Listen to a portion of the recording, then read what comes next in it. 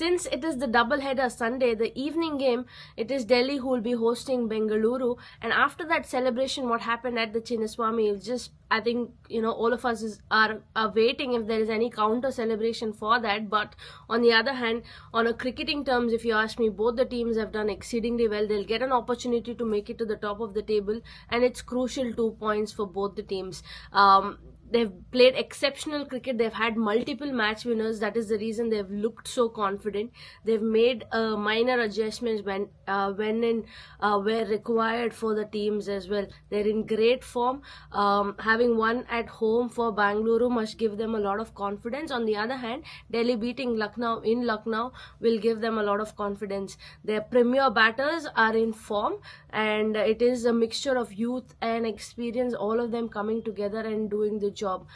For Delhi, of course, with Akshar Patel and Kuldeep Yadav, the spin department is controlled by them, and the batting by KL Rahul. And it is the same when it comes to the Bengaluru team. A little bit less experience with Suyash Sharma and Krunal Pandya, but Kohli in form is great sign for Bengaluru. Yet again, I kind of feel, toss may not be that much of a crucial thing in the second game as well, because we've seen that Arun Jaitley Stadium is a high scoring venue, and the people who have batted first have managed to win more games. So I kind of feel it's going to be a high scoring affair yet again in the second game as well.